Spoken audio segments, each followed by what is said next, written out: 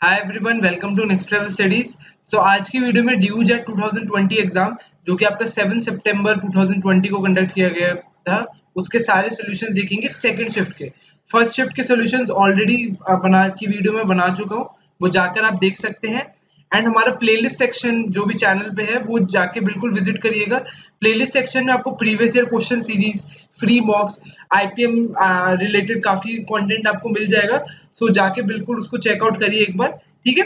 And previous year जो भी मैंने यहाँ पे आपको सामने ईयर्स लिखे हैं, ये सारे ईयर्स के सोल्यूशन भी आपको ड्यू जैट के हमारे चैनल पे अवेलेबल है, प्लेलिस्ट में सब मिल जाएगा आपको प्रीवियस। ठीक है, तो स्टार्ट करते हैं आज की वीडियो। तो सेकंड शिफ्ट में भी आपके 37 क्वेश्चंस आए थे क्यूए के, तो वो देखते हैं। एंड वीडियो को लाइक बिल्कुल कर दीजिएगा, ठीक है। सो पहला क्वेश्चन है, let A and B two sets having 3 and 6 elements respectively, what can be the minimum number of elements in A union B. ये तो बहुत ही इजी क्वेश्चन है। क्वेश्चन देखते ही आपको ऑप्शन 2 टिक करना चाहिए। मिनिमम नंबर ऑफ एलिमेंट्स क्या होंगे? 6 हो सकते हैं, क्योंकि ए और बी मान लेते हैं दो सेट, ठीक है। तो हम ए और बी को सेट को ऐसे बनाने की मिनिमम नंबर ऑफ एलिमेंट्स बने किसमें? ए यूनियन बी में। तो ए में हमारे 3 है और बी में 6 है, सो हम ये कर लेते हैं। अगर ये सेट मेरा ए है और ये बी है, ए में 3 एलिमेंट है, बी में 6 एलिमेंट है, सो अगर ए यूनियन बी है, सो बी ए यूनियन बी क्या हो गया? ए यूनियन बी इस केस में मेरा बी एलिमेंट ही हुआ, और बी में कितने एलिमेंट्स है? 6। तो ये तो बिल्कुल ही देख के मार्क करने वाला क्वेश्चन था, इसमें कुछ समझाने का है नहीं। नेक्स्ट पे चलते हैं। If f of x is equal to x minus 1 upon x plus 1, then f of 2x is। So ये बहुत ही प्यारा क्वेश्चन है कॉम्पोनेंटो एंड डिविडेंडो का। इसमें कॉम्पोनेंटो डिविडेंडो का अगर आप यूज करेंगे तो हार्डली हार्डली 1 मिनट से भी कम का क्वेश्चन है। कैसे अच्छे से यूज करना है वो मैं आपको दिखाता हूँ। आप अगर ऑप्शंस पे जाएंगे, f of 2x आपको पूछा गया है, और f of 2x में आपको हर जगह आप ऑप्शन में देखेंगे fx fx fx fx, मतलब किसी भी तरह मुझे न्यूमरेटर और डिनोमिनेटर में fx चाहिए। सो वही मैं बनाने की कोशिश करूंगा। जो मुझे गिवन है उसी में मैं CND लगाऊंगा। CND यानी कि कॉम्पोनेंटो एंड डिविडेंडो। मैं बार बार CND बोलूंगा क्योंकि पूरा बोलना में टाइम लगता है। सो fx अगर दे रखा है आपका x minus 1 upon x plus 1, ठीक है, और ये इसको हम fx अपॉन 1 लिख सकते हैं। अब क्या करते हैं, इसको रिवर्स कर देते हैं। रिवर्स करेंगे तो ये बनेगा 1 by F x is equal to X plus 1 upon X minus. ठीक है, अब हम करेंगे apply CND, componendo and dividendo. Componendo dividendo अगर जिनको बेसिक याद नहीं है, मैं बेसिक बता देता हूँ। CND क्या होता है? If a by b is equal to c by d, then a plus b upon a minus b is equal to c plus d upon c minus d। ये बेसिक रूल होता है, ठीक है। if a by b is equal to c by d, then a plus b upon a minus b is equal to c plus d upon c minus d। उसी का use करेंगे। मैंने reverse क्यों किया? क्योंकि रिवर्स हम मैंने इसलिए किया क्योंकि मैं x प्लस 1 न्यूमरेटर में चाहता था। न्यूमरेटर में जब हम रखते हैं तो उसको मतलब कैलकुलेशन करनी थोड़ा, मतलब प्लस माइनस करना थोड़ा आसान हो जाता है। अब अप्लाइंग CND करा मैंने, तो CND करा तो 1 बाय एफ एक्स क्या बन जाएगा? 1 plus F x upon 1 minus f x is equal to, अब यहाँ पे CND करेंगे तो ये बनेगा आपका 2x अपॉन 2, या फिर हम कह सकते हैं x अपॉन 1, ठीक है। 1 plus F x upon 1 minus f x, x upon 1 बन चुका है। लेकिन हमसे क्वेश्चन में f ऑफ 2x पूछा है, f ऑफ 2x पूछा है, यानी कि मुझे मतलब जहां पे x है, x minus 1 upon x plus 1, f of 2x क्या होगा? 2x minus 1 upon 2x plus 1। यहाँ पे हमारा x अपॉन 1 बन रहा है, सो हम क्या करेंगे या तो इसको x अपॉन 1 जो मैंने करा है, इसको x अपॉन 1 की जगह यहाँ पे सिर्फ एक ऐसा करते हैं, इसको दोबारा लिख के मैं बताता हूँ। 1 plus F x upon 1 minus f X, ये जो x था यहाँ पे x अपॉन 1, इसको मैं 2x अपॉन 1 कर रहा हूँ। सो यहाँ पे 2 मल्टीप्लाई करा तो यहाँ पे भी 2 मल्टीप्लाई हो गया, ऑब्वियस सी बात है। सो ये क्या बन जाएगा? 2 plus 2 F x upon 1 minus f x. यहां तक किसी को कोई इशू नहीं होना चाहिए, ठीक है। ये वाली जो स्टेटमेंट थी ना, ये वाली, इसको मैंने इंटू 2 कर दिया, बस और कुछ नहीं करा है। अब आगे, अब मैं दोबारा अप्लाई CND करूंगा, दोबारा कॉम्पोनेंट डिविडेंडो लगाऊंगा। सो यहाँ पे ये 2x अपॉन 1 क्या बन जाएगा, 2x plus 1 upon 2x minus 1, ठीक है। और ये क्या बनेगा मेरा, 2 plus 2 F x plus 1 minus f x upon 2 plus 2 F X, ये माइनस ये वाला denominator minus 1 plus F x, ठीक है। सो ये इक्वल किसके आ जाएगा आपका, 3 प्लस एफ एक्स अपॉन ये कितना हो जाएगा आपका एफ एक्स प्लस 1। अब देख लो 2x plus 1 upon 2x minus 1 क्या है, हमें ये निकालना था, और ये इसका जस्ट रेसिप्रोकल है। सो हम ये कह सकते हैं, इस वाली स्टेटमेंट को मैं आगे यहाँ पे कंटिन्यू करके लिख सकता हूँ, 1 upon f of 2x is equal to 3 plus F x upon f x plus 1, ठीक है। ये क्वेश्चन सिर्फ मेरे को लिखने में टाइम लगा, लेकिन अगर मैं इसको सॉल्व करूंगा या अगर आप अच्छी प्रैक्टिस के साथ इसको करेंगे तो कॉम्पोनेंट और डिविडेंडो ऐसी चीज है कि आपके बहुत सारे रेशियो प्रोपोर्शन के क्वेश्चन बहुत क्विकली हो जाते हैं। सो कॉम्पोनेंट डिविडेंडो को कहीं पे भी नोट करके अच्छे से लिख लीजिए अपने नोट्स में, जहाँ पे पढ़ते रहे इसको, ताकि आगे आपको ऐसे क्वेश्चन में दिक्कत ना मिले। अब 1/f ऑफ 2x आ गया, तो अब ऑप्शंस पे चले जाएंगे। अगर 1/f ऑफ 2x ये है तो आंसर क्या होगा इसका, रेसिप्रोकल, यानी कि F x plus 1 upon 3 plus F x. तो कौन सा ऑप्शन है, F x plus 1 upon 3 F x plus 1। सो यहाँ पे शायद यहाँ पे 3 एफ एक्स होगा, हाँ यहाँ पे 3 एफ एक्स होगा, मैंने गलती कर दी थी, ये 3 एफ एक्स होगा। सो ये भी 3 एफ एक्स हो जाएगा हमारा। सो हमें आंसर जो ढूंढना है इसका रेसिप्रोकल ढूंढना है, वो होगा 3 of F x plus 1 upon 3 plus F X, ये फाइनल आंसर होगा 3 of F x plus 1 upon 3 plus F X. So ये ऑप्शन 2, ठीक है, option 2 would be the correct answer. ठीक है, सबको आई होप सबको क्लियर हो गया होगा। नेक्स्ट पे चलते हैं। The identity element of for the binary operator star defined by a star b is equal to ab by 2 where a and b are non zero rational numbers. ठीक है, सो जब भी हमें आइडेंटिटी एलिमेंट निकालना होता है तो हम कैसे इसको निकालते हैं a इंटू बी, इसमें जो स्टार है इसको हम मानते हैं कि अगर हमें आइडेंटिटी एलिमेंट निकालना है, जनरली हम उसको ई से डिनोट करते हैं। सो ए स्टार ई इक्वल किसके होता है, E star A is equal to A के इक्वल होता है। सो ये मेन प्रॉपर्टी होती है आपकी आइडेंटिटी एलिमेंट के लिए, जिसमें ई क्या है आपका, ई आपका आइडेंटिटी एलिमेंट है। ठीक है, सो वही चीज हम इसमें करेंगे। अब इसमें A star B is equal to A B by 2, यानी कि अब b को हम e से रिप्लेस कर देंगे। So a star e is equal to किसके इक्वल होगा, ए ई अपॉन 2, और ये ए ई अपॉन 2 किसके इक्वल होना चाहिए, a के इक्वल होना चाहिए।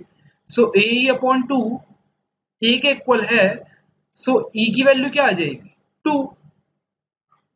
जनरली जब भी आपका अगर यहाँ पे अपॉन 2 नहीं होता, सो e की वैल्यू 1 आती है। ये अगर यहाँ पे 2 नहीं होता तो वो स्टैंडर्ड केस होता है। जनरली हमने क्वेश्चन आप बुक में देखेंगे तो A star B is equal to A B standard form होती है। तो स्टैंडर्ड फॉर्म का आइडेंटिटी एलिमेंट हमेशा 1 आता है। अगर ये एडिशन में हो तो आइडेंटिटी एलिमेंट 0 आता है। ठीक है, इस वाले केस में e की वैल्यू हमारी 2 आ जाएगी, विच इज ऑप्शन 3। ठीक है, आइडेंटिटी एलिमेंट का सबको मीनिंग समझ आ गया कि हमें एक एलिमेंट को, जैसे बी था इसमें, तो बी को हमने ई से रिप्लेस करना पड़ेगा, उसके बाद क्वेश्चन होगा। सो क्वेश्चन देखिए ये वाला, if x is equal to iota then the value of x की पावर x इज। सो ये एक तरीके से मैं कहूंगा out of the syllabus question था आपका, और मतलब ऐसा क्वेश्चन बच्चों ने एक्सपेक्ट नहीं किया होगा। जनरली इसमें क्या होता है, इसमें यूलर्स आइडेंटिटी यूज करी जाती है। ठीक है, आई थिंक मैक्सिमम बच्चों ने शायद इस क्वेश्चन को छोड़ा ही होगा। सो ई की इसमें यूलर्स आइडेंटिटी क्या होती है, ई की power iota into pi plus 1 is equal to 0, उसी का यूज करना है। ठीक है, ये आइडेंटिटी याद रखनी है आपको, ई की power iota into pi plus 1 is equal to 0। So e की पावर आई इंटू पाई किसके इक्वल हो गया आपका, -1 के इक्वल हो गया। ठीक है, ई की पावर आई इंटू पाई आपका -1 के इक्वल हो गया। हमसे एक्स की पावर एक्स पूछा है, या फिर हम कह सकते हैं कि हमसे आई की पावर आई पूछा है। है ना। तो अब आगे कैसे प्रोसीड करेंगे देखते हैं। अगर e की पावर आई पाए -1 के इक्वल है, अब हम क्या करते हैं, दोनों तरफ अंडर रूट कर देते हैं, taking square root both sides, क्योंकि हमें आयोटा बनाना है किसी तरह, taking square root both sides. So ये क्या बन जाएगा, e की पावर आई पाई का root is equal to under root -1। So इसको मैं लिख सकता हूँ e की power i pi upon 2 is equal to iota. ठीक है, ये एक तो ये रिलेशन आ गया। अब क्या करना है, मेरे पास आयोटा की वैल्यू आ गई। आयोटा की वैल्यू कितनी है, e की पावर आई इंटू पाई अपॉन 2। ऑलराइट, अब मुझे आयोटा की पावर आई निकालनी है। ठीक है, अब मैं दोनों तरफ आयत पावर ले लूंगा, यानी कि अब मैं दोनों तरफ आयत पावर ले लूंगा। सो ये क्या बनेगा, e into i square pi by 2 is equal to iota की पावर आयोटा। ठीक है, एक मिनट इसको दोबारा लिख लेते हैं, इज इक्वल टू आयोटा की पावर आयोटा। दोनों तरफ मैंने आयोटा पावर ले लिया। सो इफेक्टिवली आई स्क्वायर क्या होता है, आयोटा का स्क्वायर क्या होता है, -1। सो ये बनेगा e की पावर -पाई/2 इज इक्वल टू आयोटा की पावर आयोटा। ठीक है, e की पावर -पाई/2 इज इक्वल टू आयोटा की power iota, which is option 1। ठीक है, ये क्वेश्चन मतलब देना नहीं चाहिए था आइडियली, क्योंकि इसमें 11th-12th की मैथ्स में इतना कोई इसका कोई डायरेक्ट एप्लीकेशन है नहीं। सो ये क्वेश्चन को देना नहीं चाहिए था, out of the syllabus question ही कहूंगा मैं, लेकिन जो भी आप अगले साल के एस्पिरेंट्स हैं उनके लिए हेल्पफुल रहेगा काफी। Question 29. A geometric progression consists of two n terms. If sum of terms occupying the odd spaces is S1 and that of the terms in the even places is S2, then S2 by S1 is.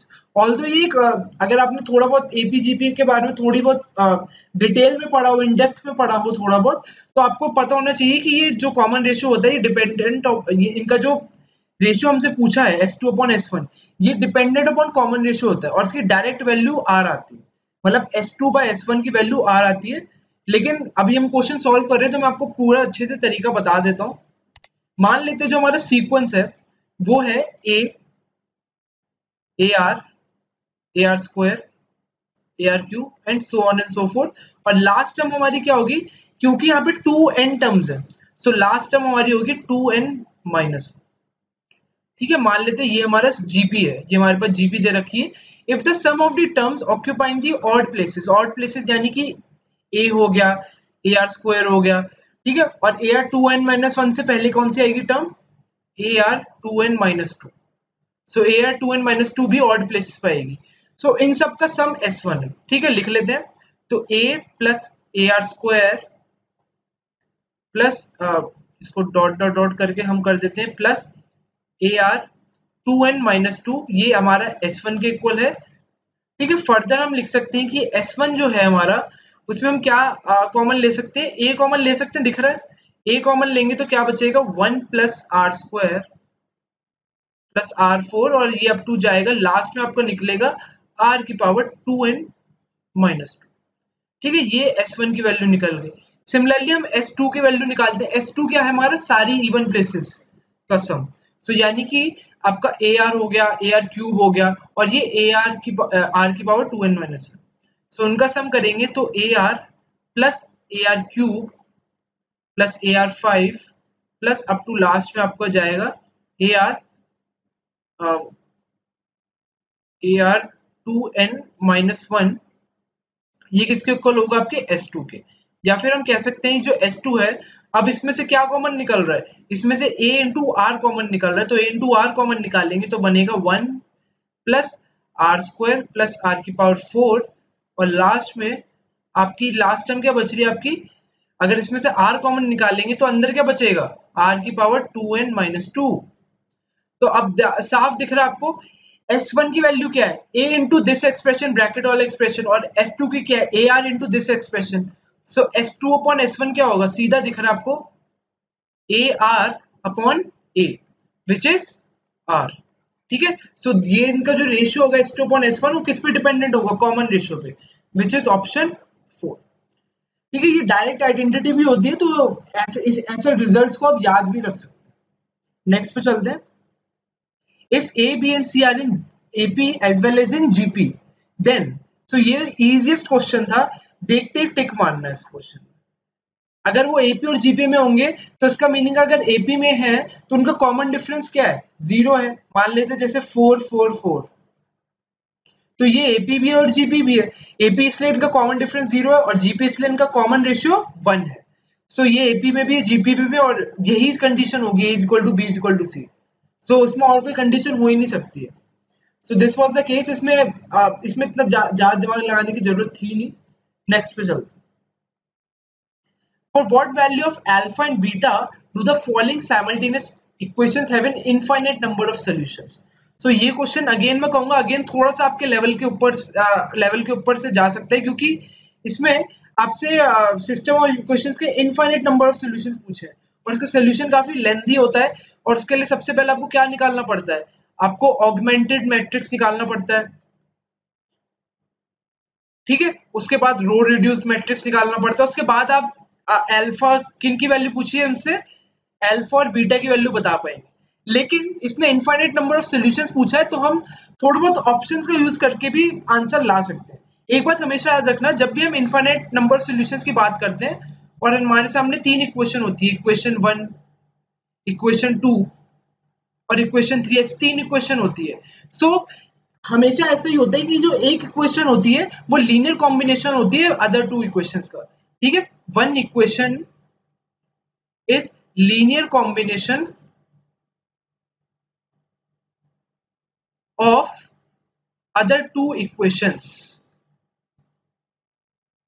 यानी कि मतलब अगर मैं बात करूं तो equation 1 2 3, अगर मैं मतलब ऐसे लिख सकते हैं कि या तो इक्वेशन 1 जो है, इक्वेशन 1 जो है वो twice of equation 1 plus equation 3 के इक्वल हो। तो ये क्या है, इक्वेशन 1 इक्वेशन, यानी कि equation 1 is a linear combination of other 2 equation. Equation 2 और 3 उनमें कुछ मल्टीप्लाई करके आपको इक्वेशन 1 मिल जाएगी। सो ये जनरली ट्रू होता है जब भी इनफाइनाइट नंबर ऑफ सॉल्यूशंस की बात होती है। तो अगर मैं पहला ऑप्शन ही उठाऊं 2,7 और अल्फा बीटा को एज इट इज रख दूं, तो मेरे पास क्या क्या इक्वेशन बनेगी मैं लिख के बताता हूं। पहली इक्वेशन तो एज इट इज आएगी, x plus y plus z is equal to 5 रहेगा। दूसरी इक्वेशन आपकी रहेगी x plus 3y plus 3z is equal to 9। और तीसरी इक्वेशन में अल्फा और बीटा को मैं अल्फा को 2 ले लिया, बीटा को 7 ले लिया। सो x प्लस 2y, अल्फा की जगह 2z 2 और बीटा की जगह 7। तो अब मैंने जैसे आपको लीनियर कॉम्बिनेशन वाला फंडा बताया है, तो अब आप देखो ये वाली इक्वेशन 1 मार्क कर लो, ये 2 मार्क कर लो और ये 3 मार्क कर लो। अगर आप फर्स्ट और थर्ड को ऐड करोगे तो पहले और तीसरी को ऐड करने पे, फर्स्ट और थर्ड को ऐड करने पे क्या आ रहा है, सॉरी फर्स्ट और सेकंड को ऐड करिए, फर्स्ट और सेकंड को ऐड करेंगे, देखिए फर्स्ट और सेकंड को करेंगे आप, क्योंकि थर्ड तो रिजल्ट बनेगा। फर्स्ट और थर्ड को ऐड, सेकंड को ऐड करेंगे तो बनेगा 2x plus 4y plus 4z is equal to 14। अब ये वाली जो इक्वेशन है जो मैंने सर्कल में डाली है और ये वाली इक्वेशन थर्ड, इन दोनों को देखो तो ये दोनों इक्वेशन सेम ही तो है। अगर इसमें से 2 कॉमन ले लूं तो यही तो इक्वेशन बनेगी। सो इसका मीनिंग है कि ये लीनियर कॉम्बिनेशन वाला केस बन रहा है और आंसर यही होगा, ठीक है। अगर आप इसका प्रॉपर मेथड देखना चाहेंगे तो प्रॉपर मेथड भी मैं बता दूंगा, लेकिन अभी फॉर द टाइम बिंग आप पेपर में इस क्वेश्चन को जल्दी से ऐसे कर सकते हैं, ठीक है। इनफाइनाइट नंबर सॉल्यूशन में आप क्विकली आप कॉम्बिनेशन बना के देख सकते हैं, उससे आपका टाइम बहुत बचेगा। नहीं तो आपको ये पूरी एक्सरसाइज करनी पड़ेगी ऑगमेंटेड मैट्रिक्स वाली और रो रिड्यूस मैट्रिक्स वाली, और वो लेंथी प्रोसेस होता है, वो आगे कभी मैं वीडियो में बिल्कुल बताऊंगा। या फिर अगर मैं भूल जाऊं तो मेरे को याद दिला देना।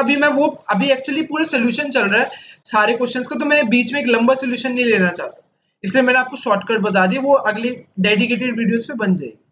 नेक्स्ट पे चलते हैं। The equation y square minus x square plus 2x minus 1 is equal to 0 represents. So best तरीका है इसको ऑप्शन से इस क्वेश्चन को करो। सबसे पहले अगर पेयर ऑफ स्ट्रेट लाइंस के बारे में आपको नहीं पता तो सेकंड पे आओ। अगर आप कई बच्चों को नहीं पता होता पेयर ऑफ स्ट्रेट लाइन से क्या पूछना चाह रहे हो, तो कोई नहीं, सेकंड ऑप्शन पे आते हैं सर्कल। अब सर्कल के क्वेश्चन जो हमें पता होती है वो x माइनस एच का square plus y minus k का square is equal to r square पता होती है, ठीक है। अब इसमें देखो एक्स स्क्वायर और वाई स्क्वायर, अगर मैं एक्स स्क्वायर और वाई स्क्वायर को आरएचएस में ले जाऊंगा तो या तो एक्स स्क्वायर और वाई स्क्वायर दोनों पॉजिटिव रहेंगे या दोनों नेगेटिव रहेंगे। लेकिन जो हमें क्वेश्चन में इक्वेशन दे रखी है उसमें वाई स्क्वायर का कोफिशिएंट पॉजिटिव है, एक्स स्क्वायर का नेगेटिव है, सो ये सर्कल तो हो ही नहीं सकता। अब आते हैं पैराबोला में। पैराबोला में जो जनरल इक्वेशन आप लोगों ने पढ़ी है वो किस टाइप की पढ़ी है? या तो y is equal to a x square plus b x plus c form में पढ़ी है आपने, या फिर आपने पढ़ी है कि x is equal to A Y square plus B Y plus C. ठीक है, सो इसमें आप देखोगे इसमें एक मतलब सिर्फ जो एक वेरिएबल होता है उसकी पावर 2 होती है। अब इसमें y और x दोनों की पावर 2 है, सो ये वाला केस भी पैराबोला नहीं हो सकता है। ठीक है, या तो y या तो सिर्फ y होता है x स्क्वायर होता, या फिर सिर्फ x और y स्क्वायर होता। सो इसको इससे कंपेयर करेंगे आप तो पैराबोला की इक्वेशन तो नहीं बनेगी, क्योंकि y और x दोनों की पावर 2 दे रखी है, लेकिन पैराबोला में सिर्फ एक ही वेरिएबल की पावर 2 होती है और दूसरे वेरिएबल की 1 होती है, सो पैराबोला नहीं हो सकता। इलिप्स पे आते हैं। इलिप्स की क्वेश्चन मैंने आपको कोनिक सेक्शन की जो बनी हुई प्लेलिस्ट उसमें बताया हुआ है आपको। इलिप्स की आपकी क्या होती है equation? X square upon a square plus y square upon b square is equal to 1। इसके अकॉर्डिंग भी जब आप इसको एक्सपैंड करोगे, चाहे ए स्क्वायर बी स्क्वायर, आपका A square B square X square Y square सब कुछ पॉजिटिव है, सो इसमें कहीं भी एक्स स्क्वायर और वाई स्क्वायर का अलग अलग पॉजिटिव या नेगेटिव नहीं बनेगा, या तो दोनों पॉजिटिव होंगे दोनों नेगेटिव होंगे अगर आरएचएस में ले जाएंगे। सो इलिप्स पे ये नहीं बन सकता, सो बचा option pair of straight lines. Pair of straight lines ही हमारा आंसर होगा। अब उन बच्चों को बता दो जिनको पेयर ऑफ स्ट्रेट लाइंस का मतलब नहीं पता, उसका मीनिंग क्या होता है कि कोई भी दो लाइंस का प्रोडक्ट करके हमारे पे जो मिलता है वो पेयर ऑफ स्ट्रेट लाइंस की इक्वेशन होती है। मान लेते हैं इसी इसी को बताता हूं मैं। जैसे ये वाली इक्वेशन है, इक्वेशन को मैं क्या लिख सकता हूँ? Y square is equal to x square minus 2x plus 1, या फिर मैं इसको लिख सकता हूँ y square is equal to x minus 1 का होल स्क्वायर और Y square minus x minus 1 का whole square is equal to 0। अब इसमें a square minus b square लगा देंगे, सो ये बनेगा y प्लस एक्स माइनस 1 और y minus x plus 1 is equal to 0। So आप देख रहे हैं दो लाइन इक्वेशंस है, y plus x minus 1 is equal to 0 and y minus x plus 1 is equal to 0। So दो आपकी पेयर ऑफ स्ट्रेट लाइंस को जब हम प्रोडक्ट करते हैं तो वो आपका पेयर ऑफ स्ट्रेट लाइंस बनता है। सो उस हिसाब से ये वाली जो इक्वेशन है आपकी, ये पेयर ऑफ स्ट्रेट लाइंस को रिप्रेजेंट करती है। So option 1 would be the correct answer. और ये नहीं पता तो मैंने आपको ऑप्शन एलिमिनेशन से भी बता दिया। 33 the two circles x square plus y square minus 2x minus 3 is equal to 0 and x square plus y square minus 4x minus 6y is equal to 8 are such that they touch each other, they intersect, one lies inside the other and neither of the other three options। तो सबसे पहले circle की equation है, तो सबसे पहले हम क्या करेंगे? जब भी सर्कल की इक्वेशन है हमारी कोशिश रहेगी कि हम निकालें कि सेंटर के कोऑर्डिनेट्स क्या है। ठीक है, सेंटर के कोऑर्डिनेट्स हमें निकालने हैं और उसके अलावा हमें ये निकालना है कि आपका रेडियस कितना बन रहा है। ठीक है, सेंटर के कोऑर्डिनेट्स और रेडियस निकालने सबसे पहले इसको अगर हम उस फॉर्म में कन्वर्ट कर देते हैं तो हमारा रेडियस इसमें निकल कर आएगा, रेडियस से हमारे निकल कर आएगा इसमें एक्स स्क्वायर प्लस, इसको एक्सपैंड ही कर लेते हैं, x square plus minus 2x plus 1 plus y square is equal to 4, है ना। सो ये x माइनस 1 का whole square plus y square is equal to 4। So हमारा जो पहला सर्कल है, सो पहला सर्कल का हमारा रेडियस आ गया 2 और सेंटर के कोऑर्डिनेट्स आ गए हमारे 1,0। ठीक है, अब दूसरे सर्कल पे आते हैं 4x square plus y square minus 4x minus 6y minus 8 is equal to 0। So इसमें अगर हम बनाएंगे सो ये बनेगा x माइनस 2 का whole square plus y square minus 6y है, सो ये बनेगा y माइनस 3 का होल स्क्वायर और ये हमारा मतलब 4 और 9 13, 13 हमारा 21, सो 21, सो ये बनेगा हमारा 21। ठीक है, सो ये सेकंड सर्कल के लिए, सो सेकंड सर्कल में हमारा रेडियस बनकर आएगा √21 और हमारे सेंटर के कोऑर्डिनेट्स होंगे 2,3। ठीक है, तो अब मुझे बताना है कि ये इंटरसेक्ट करेंगे, टच करेंगे या या एक दूसरे, या एक सर्कल एक किसी के अंदर लाई करेगा। तो उसके लिए सबसे पहले बेस्ट तरीका क्या? कार्टेशियन प्लेन बनाते हैं। कार्टेशियन प्लेन बनाए, पहला सर्कल को प्लॉट करते हैं, c इज इक्वल टू 1,0। थोड़ा सा अगर इसमें थोड़ा सा अगर आप पॉइंट्स मार्क कर लेंगे ना तो आपका सर्कल काफी प्रिसीजन के साथ बन जाएगा। ये मैंने कुछ पॉइंट्स मार्क कर लिए ऐसे, ठीक है, तो इसमें 1,0 यानी कि 1,0 ये है हमारा, और इसका रेडियस 2 है, रेडियस 2 है यानी कि जो सर्कल है हमारा, सर्कल हमारा यहां से पास होगा। ठीक है, ये वाला जो है ये हमारा पहला सर्कल बना है। ठीक है, ये वाला सर्कल, और दूसरा है हमारा सेंटर 2,3 है। अब 2,3 हमारा इस सर्कल की बाउंड्री के बाहर होगा, क्यों? क्योंकि एग्जैक्टली ये वाला पॉइंट क्या होगा, 3,0 है ना, सॉरी 2,0 ये वाला पॉइंट होगा एग्जैक्टली हमारा। तो ये मैंने गलत लिख दिया क्या आपके लिए? ये 2,0 नहीं होगा, ये आपका एग्जैक्टली होगा, ये 1 के ऊपर आ रहा है, ये होगा आपका 1,2 है ना, रेडियस 2 है, सॉरी, हाँ 1,2 ये वाला पॉइंट होगा आपका। सो 1,2 है, तो 2,3 जो है हमारा वो यहाँ यहाँ कहीं पे ही लाई करेगा, इसके एग्जैक्ट बिल्कुल यहाँ पे तो लाई करेगा नहीं। तो उससे जब हम बनाएंगे सर्कल, रेडियस इसमें √21 लेना है, तो √21 4 पॉइंट समथिंग होता है, तो 4 पॉइंट समथिंग जब हम रूट लेंगे तो वो उसका रेडियस तक अप्रोक्सीमेटली सर्कल की बाउंड्री कहीं यहाँ पर आएगी। तो आप अप्रोक्सीमेशन से ये सर्कल बनाएंगे तो सर्कल कुछ ऐसा ऐसा ऐसा बनेगा आपका। तो अब साफ दिख रहा है दोनों सर्कल इंटरसेक्ट होंगे, so option 2 they intersect each other would be the right answer. ठीक है, सबको क्लियर हो गया होगा यहाँ तक, है ना? ये वाला पॉइंट 1,2 कैसे होगा और यहाँ ये पॉइंट बाहर क्यों आएगा, इसका लॉजिक सबको समझ आ गया ना? क्योंकि 1,2 इसलिए होगा क्योंकि 1,0 इसका सेंटर है, और सेंटर से ऊपर 2 रेडियस है। अगर 1,0 में 2 पॉइंट्स ऊपर जाऊंगा तो ये 1,2 बनेगा और ये 2,3 है। तो यहाँ से मेरा सेंटर जो है इसके ऊपर ही इसके बल्कि सेंटर यहाँ पे बनेगा, यहाँ पे भी नहीं बनेगा, मैंने गलत बता दिया, सेंटर यहाँ बनेगा, तो उसके अकॉर्डिंग ये बन जाएगा। तो सर्कल हमारे बिल्कुल इंटरसेक्टिंग बनेगा कभी भी वो टच नहीं करेंगे, न एक दूसरे, लाई वाला केस भी नहीं होगा और नीदर वाला ऑप्शन भी नहीं होगा, तो इंटरसेक्ट बिल्कुल सही आंसर होगा। सो नेक्स्ट पे चलते हैं। If roots of the equation x square minus px plus q differ by unity, then easy question है, रूट्स जो है अल्फा और बीटा मान लेते हैं। सो अल्फा यूनिटी का मीनिंग क्या है, 1, सो अल्फा माइनस बीटा 1 दे रखा है आपको। ठीक है, अल्फा माइनस बीटा 1 दे रखा है आपको, और alpha plus beta sum of roots आप निकाल सकते हैं, एक्सपर्ट है इसमें, पी के इक्वल होगा माइनस बी बाय जो हम करते हैं फॉर्मूला। ठीक है, और अल्फा इंटू बीटा यानी कि आपका product of roots, product of roots क्या होता है, क्यू के इक्वल हो जाएगा आपका सी बाय। बस अब हमेशा जब भी अल्फा ऐसा आपको आ जाए, alpha minus beta, alpha plus beta, alpha beta आ जाए, तो एक आइडेंटिटी याद रखनी है कि फर्स्ट शिफ्ट में मैंने आपको बताया था, अल्फा माइनस बीटा का स्क्वायर जो होता है वो इक्वल होता है अल्फा प्लस बीटा के स्क्वायर माइनस 4 अल्फा बीटा। ठीक है, सो अल्फा माइनस बीटा का स्क्वायर 1, अल्फा प्लस बीटा का square P square minus 4 Q. So options पे जाएंगे तो पी स्क्वायर दे रखा है हर जगह, p square is equal to 4 q plus 1, ये हमारा फाइनल आंसर है। कौन सा ऑप्शन है, ऑप्शन 3। ठीक है, इजी क्वेश्चन था। The positive integral root of the equation x की power 4 plus under root x की power 4 plus 20 is equal to 22। So ये क्वेश्चन तो यार सीधा ऑप्शन से करना है। ये वाला क्वेश्चन तो सॉल्व करने बैठोगे बहुत टाइम लग जाएगा, सीधा ऑप्शन पुट करो यार। ऑप्शन अगर नन ऑफ दीज अगर कुछ दे रखा होता तो सोचना पूछना पड़ जाता, लेकिन ऑप्शन इतने स्ट्रेट है, सीधा ऑप्शन पुट करो, आंसर आएगा।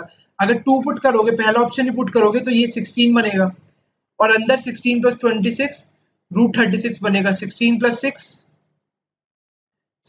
6 आपका कितना आ गया, 22, which is the answer. So answer पहला ऑप्शन ही सही है, बस आगे चेक करने की जरूरत ही नहीं, 408 करोगे नहीं होने वाला। नेक्स्ट पे चलते हैं। If the matrix AB is equal to 0, then it is not necessary that either A is equal to 0 or B is equal to 0. A is equal to 0, B is equal to 0. So आपसे 3 statement दे रखी है, और ऐसे question अगर आपने आपकी NCERT या RD Sharma भी अगर आपने प्रैक्टिस वगैरह थोड़ी बहुत करी होगी, सो ऐसा क्वेश्चन से आप बिल्कुल टकराए होंगे कभी ना कभी। सो ये वाले क्वेश्चन बहुत कॉमन क्वेश्चन होते हैं। इसका आंसर होता है it is not necessary that either a is equal to 0 और बी इज इक्वल टू 0। कौन सा ऑप्शन हो गया, स्टेटमेंट 1 इज ट्रू। इसका ऑप्शन, इसका मैं एग्जांपल ही दे देता हूं आपको, एग्जांपल दूंगा तो आपको ज्यादा क्लियर होगा। ए को मान लो 1 -1 -1 1, और बी को मान लो आप 1 1 -1 -1। अब इनकी जरा मल्टीप्लिकेशन करके देखना, a इंटू बी की मल्टीप्लिकेशन करो, क्या आ रही है? 1 -1 0 आ रही है, -1 1 0 आ रहा है, -1 1 0 आ रहा है, 1 -1 0 आ रहा है, बिल्कुल सही है। सो आप देख लोगे, अब तो सारी कंडीशन ट्रू कर दी ना। It is not necessary that either a equal to 0 और b इक्वल टू 0। स्टेटमेंट 2 क्या है? a equal to 0, b equal to 0, गलत है। मैंने दोनों ही नॉन जीरो मैट्रिक्स बना दिए दोनों। स्टेटमेंट 3 भी बिल्कुल गलत है। सो बिल्कुल सही है, स्टेटमेंट 1 सही है। If sum of 11 terms of an AP whose middle term is 40 is, ठीक है, the sum of 11 terms whose middle term is 40। सो डायरेक्ट आंसर होता है इसका कि जो जितने भी number of terms into middle term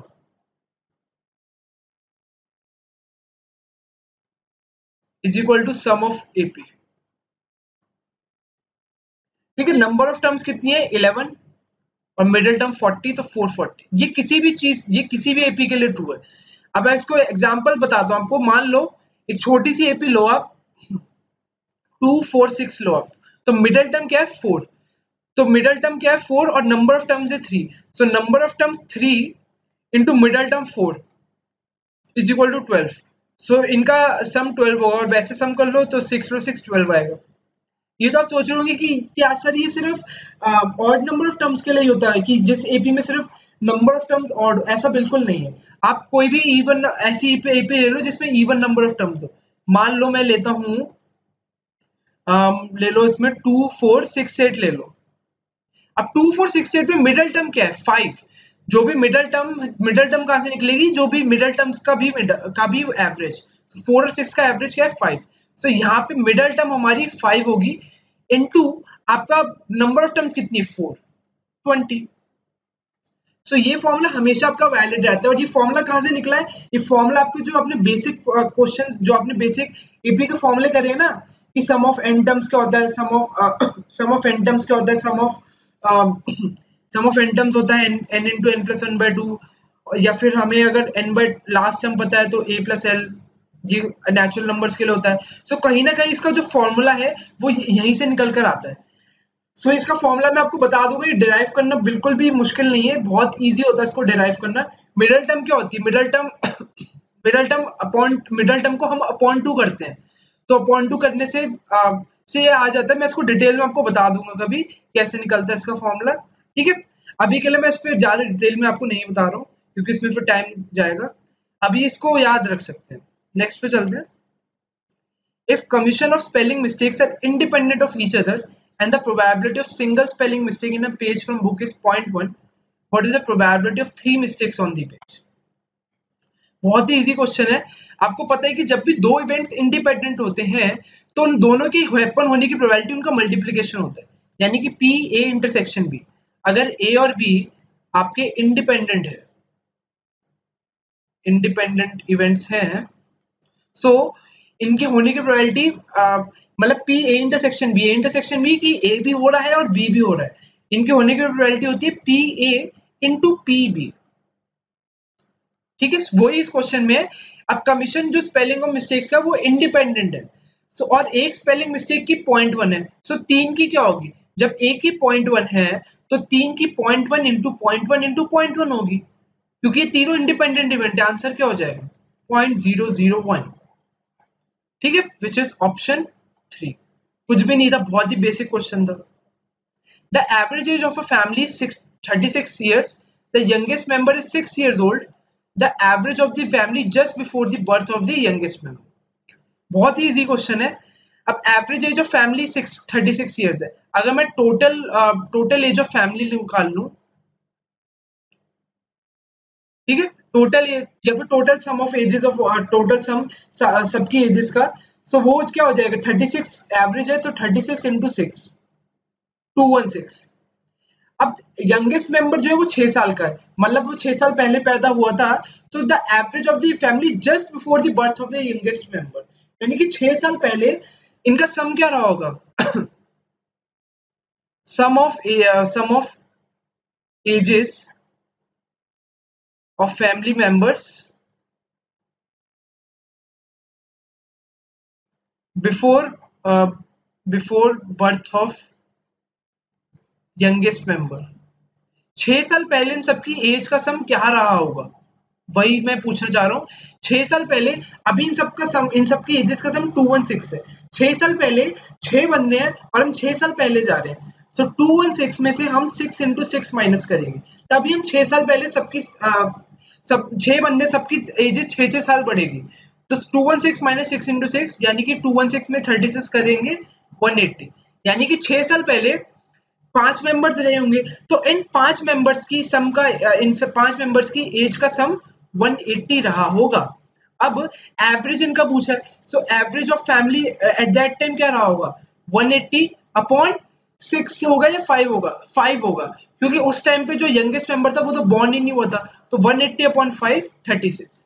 यहाँ पर हमने अपॉन 5 करा है क्योंकि हमने यंगेस्ट मेंबर का बर्थ नहीं हुआ था, तो उससे पहले तो 5 ही मेंबर थे, तो 5 के लिए हमने अपॉन 5 कर दिया, 36 आ गया, विच इज ऑप्शन 1। ये अगेन इजी क्वेश्चन है, ये बिल्कुल ऑप्शन से क्वेश्चन को कर सकते हो आप। अब क्वेश्चन पे जाएंगे, if x lies between -3 and 4 and y lies between -2 and 2, then range of x plus y का होल स्क्वायर।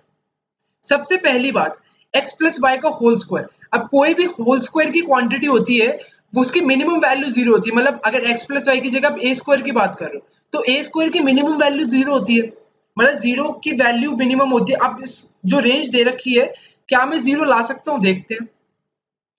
क्या मैं, अगर मैं x को जीरो ले लूंगा और y को भी जीरो ले सकता हूँ जो कि रेंज में आ रहा है, तो जीरो प्लस जीरो का स्क्वायर जीरो बनेगा, यानी कि जीरो पे मिनिमम वैल्यू जीरो पे इक्वल हो सकता है ये। तो मैं ऑप्शंस पे जाऊंगा, ऑप्शन 1 ठीक लग रहा है क्योंकि जीरो के इक्वल इसने करा हुआ है, मिनिमम वैल्यू जीरो है और बिल्कुल सही है।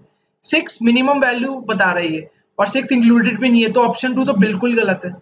अब ऑप्शन 3 भी गलत है क्योंकि जीरो इंक्लूड नहीं करा इसने हमने, बल्कि अभी बताया कि जीरो इंक्लूड हो सकता है, क्योंकि अगर मैं एक्स को जीरो ले लूँ, वाई को जीरो ले लूँ और यहाँ पे पुट करूंगा तो जीरो आ रहा है, और इसने जीरो इंक्लूड नहीं करा, तो ये भी गलत है। और इसने माइनस, ऑप्शन 4 में इसने -6 को इंक्लूड कर दिया, लेकिन मैंने अभी आपको बताया स्क्वायर की मिनिमम वैल्यू जीरो होती है, -6 आ ही नहीं सकता, सो ये गलत है। सो ऑप्शन ए की ऑप्शन डी सही होगा। कितनी देर का क्वेश्चन था, 30 सेकंड्स का क्वेश्चन था मैक्स।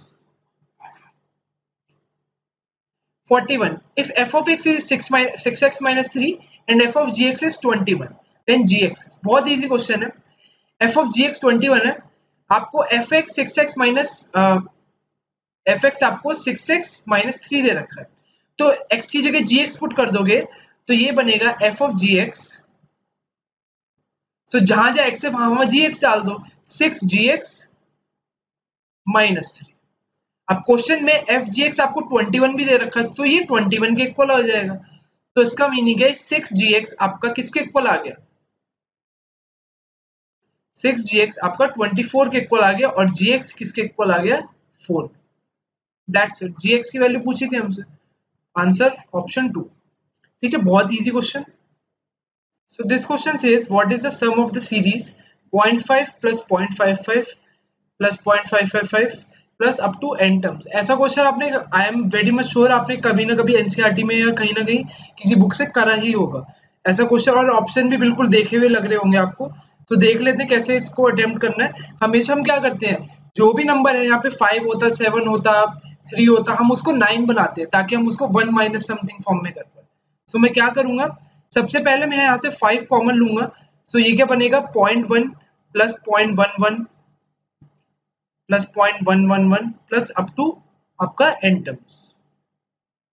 अब यहाँ पे मैं 5, अब 9 से मल्टीप्लाई और डिवाइड करूंगा, सो यहाँ से डिवाइड कर दिया और अंदर 9 को भेज दिया, तो ये बनेगा 0.9 plus 0.99 plus 0.999 plus up to आपका एन टर्म्स। ठीक है, अब इसमें हम क्या करेंगे, जो 0.9 है हर टर्म को हम ब्रेक कर देंगे 1 माइनस में, सो पहली टर्म 0.9 बन जाएगी 1 माइनस 0.1, दूसरी टर्म जो है हमारी वो बन जाएगा 1 माइनस 0.01, तीसरी टर्म जो है वो बनेगी 1 minus 0.001 and so on and so fourth. ठीक है, अब हम क्या करेंगे, इसको दो पार्ट्स में ब्रेक कर लेंगे। सबसे पहले तो हम 5/9 हर जैसे 0.9 है तो 0.9 का 1 वाला पार्ट, 0.99 का 1 वाला पार्ट, सारे 1 एक साथ कर लेंगे, सो ये 1 plus 1 plus 1 plus up to ये n टाइम्स होगा, या इन टर्म्स कह लीजिए कुछ भी, ठीक है। माइनस आप क्या कर रहे हैं, 0.1 प्लस 0.01 प्लस 0.001, मैंने माइनस मान ले लिया इसलिए प्लस सब में लगा रहा हूं, और ये अप टू n टर्म्स है आपका। बस अब आंसर आता हुआ दिख ही रहा है। सो इसको आगे देखेंगे तो ये बनेगा 5/9, और यहाँ पे 1 आपका n टाइम्स है, सो ये 1 इंटू एन, ये समीशन 1 भी कहते हैं इसको। सो ये क्या बन जाएगा, ये n बन जाएगा, माइनस अब अंदर वाला जो ब्रैकेट है ये आपकी जीपी बन रही है आपकी, तो जीपी बन गई जिसपे a आपका 0.1 है, r भी आपका 0.1 है, और इसका फॉर्मूला क्या होता है, s n sum of n terms, एक जीपी में क्या होता है, a इंटू 1 माइनस आर की power n upon 1 minus r. तो वही पुट करेंगे, a है हमारा 0.1 इंटू 1 माइनस आपका r है 0.1 की पावर n अपॉन आपका 1 अपॉन आपका 1 माइनस 0.1, या फिर हम कह सकते हैं 0.9। सो पॉइंट से पॉइंट कैंसिल हो सकता है, ठीक है। सो हमारा नेट आंसर निकल के जो आ रहा है वो आ रहा है 5/9 n माइनस 1/9 1 माइनस 0.1, या फिर 1/10 कह सकते हैं इसको, 1/10 n, ठीक है। कौन सा ऑप्शन आ रहा है आपका, ऑप्शन 4, ठीक है। Option 4 would be the correct answer. I hope सबको क्लियर होगा यहाँ तक। वीडियो को लाइक कर दीजिएगा अगर आपको सोल्यूशन सही लग रहे हैं। 43. What is the vector of unit length orthogonal to both the vectors I cap plus j cap plus k cap and 2i plus 3j minus k? So orthogonal vector जो दोनों के होता है, सबसे पहले उसको कैसे निकालते हैं हम, using the matrix form. Matrix के डिटर्मिनेंट फॉर्म से हम कैसे निकालते हैं, ये i कैप, ये j कैप और ये k कैप। अब ऑर्थोगोनल वेक्टर जो होता है उसमें हम जो इन दोनों वेक्टर्स के सिर्फ कोफिशिएंट्स लिख देंगे, यहाँ पे 1 1 1 क्योंकि i j k के, और 2 3 -4 यहाँ पे लिखेंगे 2 3 -4। ओके, बस इसको आप सॉल्व कर देंगे तो हमारे पास ऑर्थोगोनल वेक्टर आ जाएगा। लेकिन यूनिट लेंथ का पूछा है तो हम उसका बाद में मैग्नीट्यूड भी ऐसा उसको उसके मैग्नीट्यूड से डिवाइड करके यूनिट वेक्टर भी निकाल लेंगे। सो यहाँ पे आएगा आई कैप, एक्सपैंड करा हमने, सो ये बनेगा -1 -3 माइनस जे कैप, और ये बनेगा आपका -1 -2 एंड ये आपका प्लस के कैप 3 -2, ठीक है। सो ये आपका बनेगा -4 आई कैप, ये बनेगा आपका +3 जे कैप, और ये बनेगा आपका प्लस के कैप। सो ये आपका क्या बन रहा है, ये ऑर्थोगोनल वेक्टर बन गए इन दोनों के, जो इन दोनों को ऑर्थोगोनल है। लेकिन हमें ये यूनिट लेंथ का चाहिए, यूनिट लेंथ का चाहिए, तो हम क्या करेंगे, इसका मैग्नीट्यूड निकालेंगे।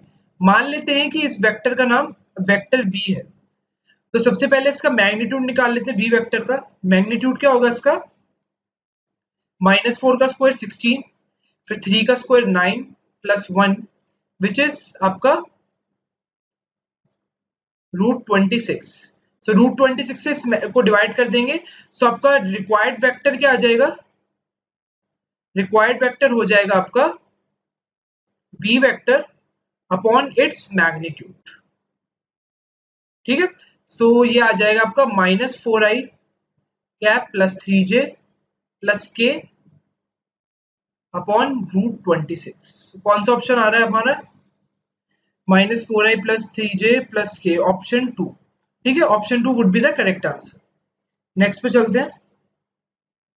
For two events A and B, it is given that probability of A is 3/5, of B is 3/10, and probability of A has happened of A that given that B has happened, ये conditional probability आपका is equal to 2/3। So आपको A और B complementary events दे रखा है, ठीक है, कुछ nothing new इसमें।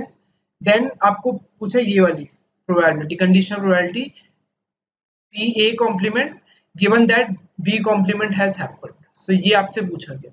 सबसे पहले हम इसकी मदद से P A इंटरसेक्शन B निकाल लेंगे। कैसे, हमें पता है कि P A conditional probability with B, इसका ये इक्वल होता है P A intersection B upon probability of B, ठीक है। तो ये इसकी वैल्यू 2/3 दे रखी है, ये आपका A इंटरसेक्शन B है, और प्रोबेबिलिटी ऑफ बी आपको दे रखी है 3/10। सो इससे ये कैंसिल हो गया। Probability of A intersection b आपके पास कितना आ गया 2 × 1/10 विच इज 1/5। ठीक है, एक रिजल्ट तो ये निकल कर आ गया हमारे पास। अब हमसे पूछा है कि ये निकालना है हमें probability of a complement given that b complement has already happened, ये पूछा हमसे। सो इसका मीनिंग क्या होता है, सबसे पहले तो वो देखते हैं। इसका मीनिंग होता है कि probability of a complement intersection b complement upon probability of B complement, इसका मीनिंग ये है। ठीक है, अब इसका probability of a complement intersection b complement, इसका पता है आपको, इसका फॉर्मूला क्या होता है, ये किसके इक्वल होता है 1 minus probability of A union B upon probability of B complement. बस अब इसमें हमारे पास B probability of B complement भी है हमारे पास, लेकिन ए यूनियन बी नहीं है। ए यूनियन बी निकाल सकते हैं बिल्कुल। Probability of A union B कैसे निकलेगा, वो निकलेगा P A plus P B minus P A intersection B. So probability of A 3/5 है, प्रोबेबिलिटी ऑफ बी 3/10 है, minus probability of A intersection B which is 1/5। So ये आपका अगर 10 ले लेंगे तो ये 6 + 3 - 2, तो ये 7/10 बन गया आपका। बस अब इसमें पुट कर देते हैं। So 1 minus 7/10 upon probability of B complement, तो बी कॉम्प्लीमेंट कितना होगा 7/10, क्योंकि प्रोबेबिलिटी ऑफ बी 3/10 है तो बी कॉम्प्लीमेंट 7/10 होगा। बस सिंपल है। सो यहाँ से आपका 3/10 अपॉन 7/10, सो आंसर आ गया आपका 3/7 which is the final answer. ठीक है, 3/7 फाइनल आंसर है ऑप्शन 1। आई होप क्लियर होगा। A machine has 3 parts A, B and C that function independently. The chances of 3 parts being defective is 0.02, 0.1 and 0.05. The machine stops working if any of the parts become defective. Which of the options is closest to the probability that machine will not stop working? Good question. Machine will not stop working मतलब machine चलती रहेगी, सो तीनों parts ही खराब नहीं होंगे। अगर मैं A part, B part, C part की बात कर लूं तो ए पार्ट सही रहेगा, उसकी प्रोबेबिलिटी क्या है 0.98। बी सही रहेगा, उसकी क्या है 0.9। मैं 1 माइनस पॉइंट ये करा, 1 माइनस दिस करा, 1 माइनस दिस करूंगा 0.95।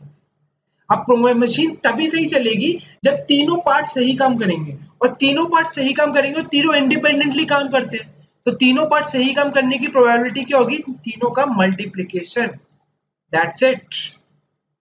ठीक है, तीनों पार्ट सही चलने की प्रोबेबिलिटी होगी 0.98 इंटू 0.9 इंटू 0.9।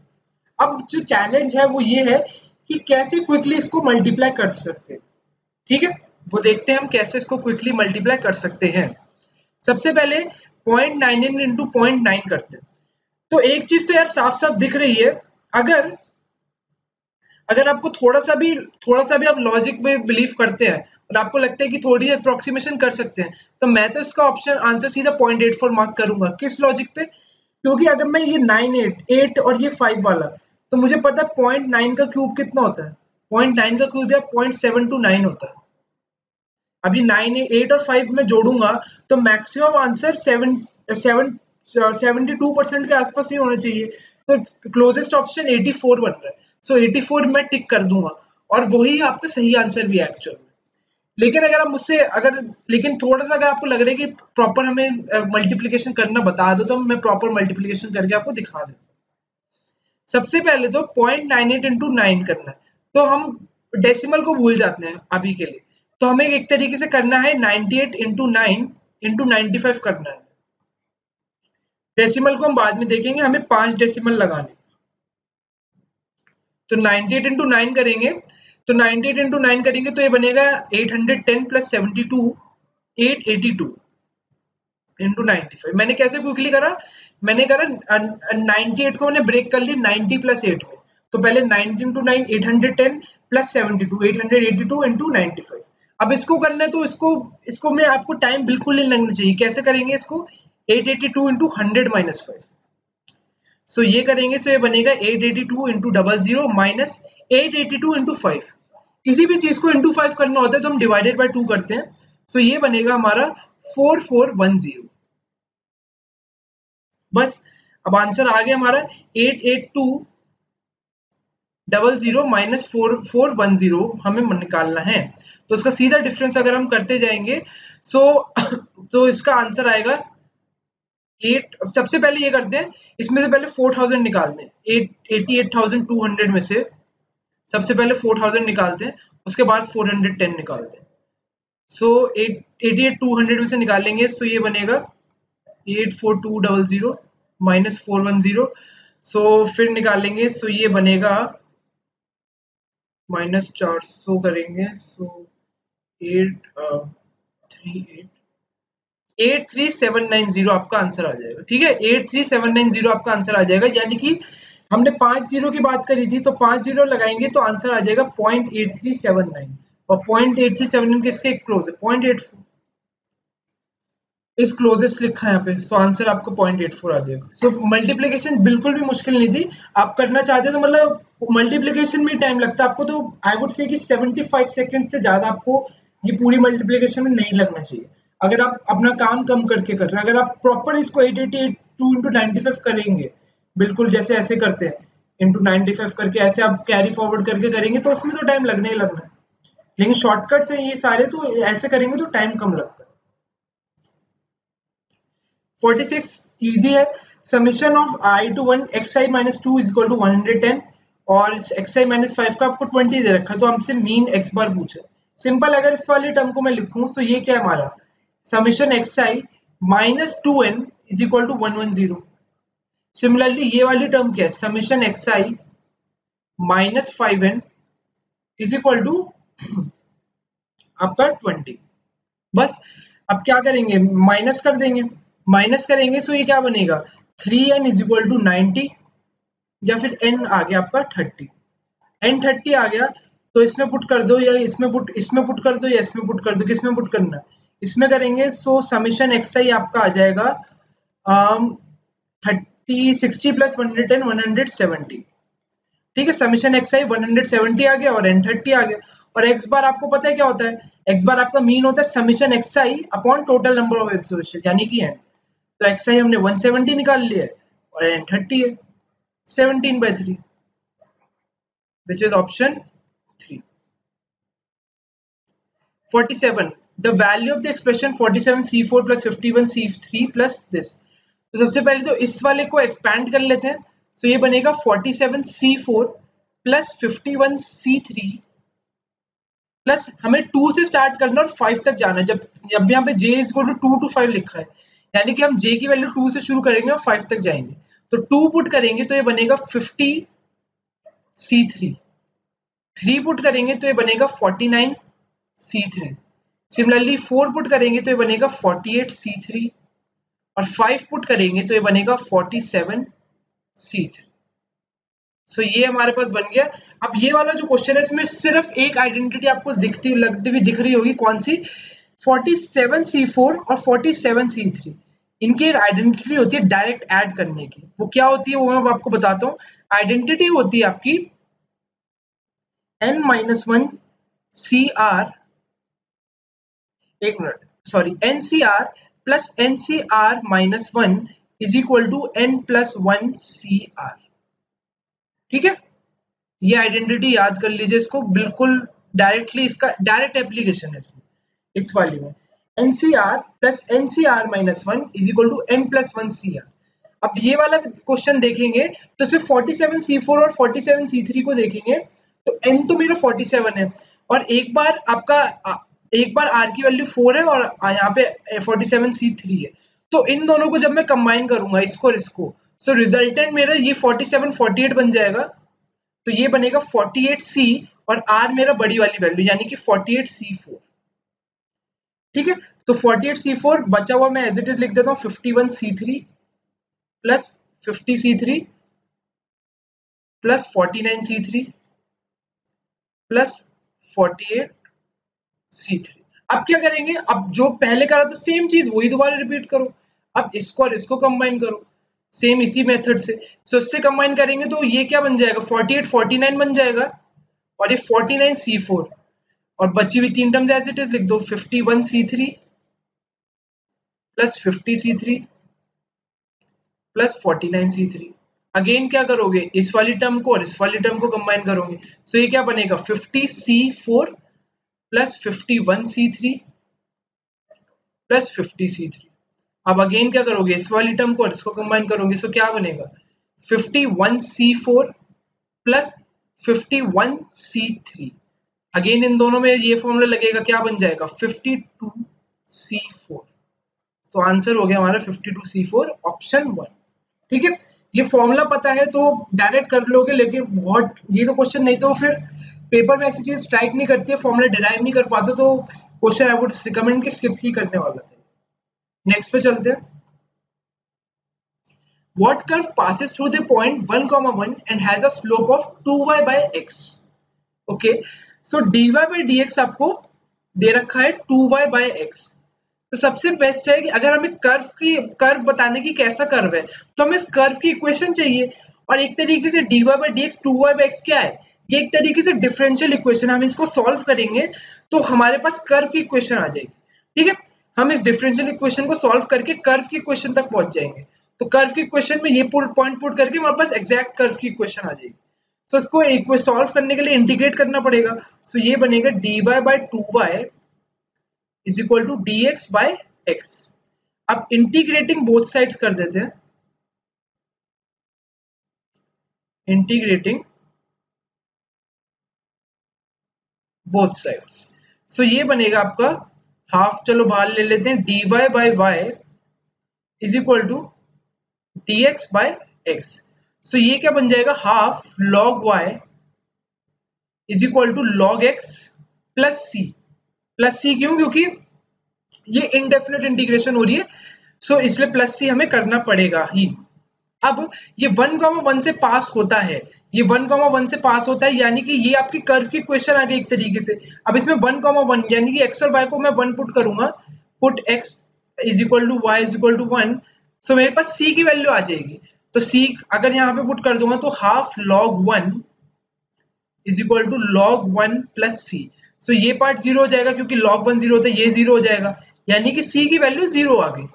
सो कर्व की इक्वेशन जो निकल कर आएगी वो आएगी log y, मतलब यही वाला पार्ट है हाफ log y, इसी को मैं लिख सकता हूँ log y is equal to 2 log x। ठीक है, c तो इग्नोर कर दिया, c तो जीरो बन गया, सो 2 log x बन गया।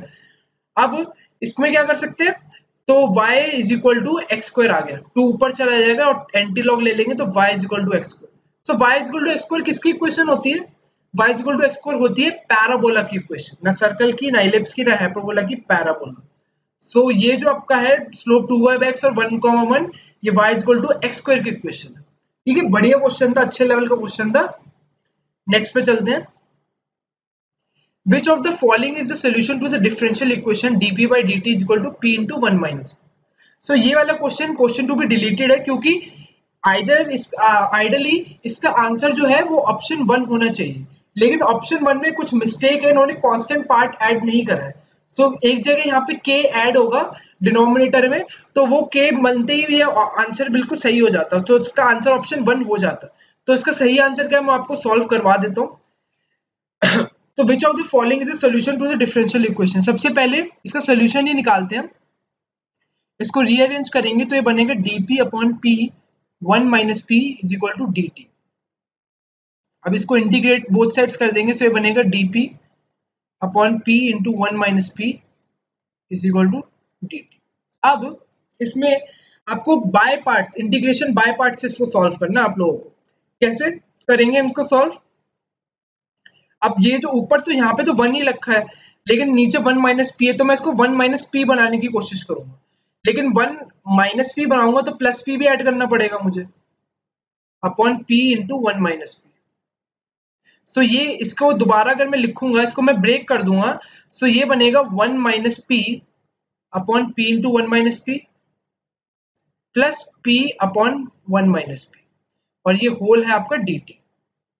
सो इसको अगर हम फर्दर यहाँ पे लिखें, सो ये 1 माइनस पी से ये कैंसिल हो जाएगा, और ये यहाँ पे भी ये p इससे कैंसिल हो जाएगा। सो ये बनकर आएगा 1 by P plus 1 by 1 minus P D T.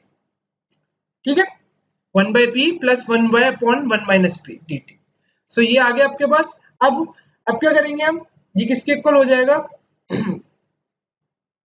ये आपका इक्वल हो जाएगा अब ये इसके इक्वल हो जाएगा। सो अब हम 1/p को इंटीग्रेट कर देंगे direct, 1/p upon 1/1 minus p dt is equal to dt। अब इसमें इसको इंटीग्रेट करेंगे तो 1/p तो log p बन जाएगा, और log ये 1/1 माइनस p क्या बनेगा, log 1 minus of log 1 minus p। ठीक है, इसका इंटीग्रेशन log 1 माइनस पी को डेरिवेट करोगे तो 1/1 माइनस पी आएगा और माइनस साइन आएगा। तो जब भी लगे डाउट हो कि माइनस आएगा प्लस आएगा, जो आपने फंक्शन लिखा उसको डेरिवेट करके देख लिया करो। तो log minus log 1 minus P को इंटीग्रेट करेंगे तो 1/1 माइनस पी ही आएगा, तो हमने सही लिखा। Is equal to log is equal to T plus C. ठीक है, is equal to T plus सी।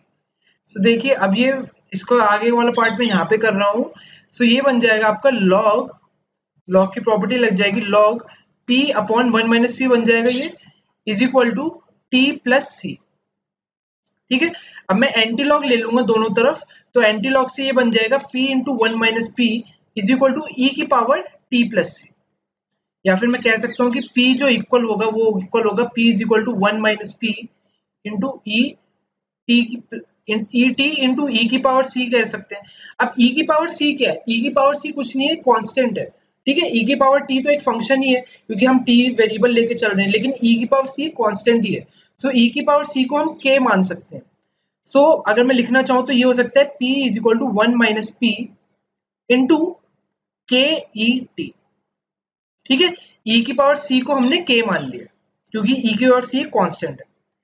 अब आगे हम क्या कर सकते हैं, आगे हम सारी p के टर्म्स को एक साथ ले लेंगे, तो p ये बन जाएगा p 1 plus k e t is equal to आपका k e t. So p की वैल्यू आ जाएगी, p की वैल्यू यहाँ पे ऑप्शंस में जाओगे, ऑप्शंस में आपकी p की वैल्यू आ जाएगी के e T upon 1 plus k e T. अब अगर मेरे को जो ऑप्शंस में से मैच करवाने तो मैं दोनों तरफ न्यूमरेटर और डिनोमिनेटर दोनों में से के ई टी से डिवाइड करूंगा।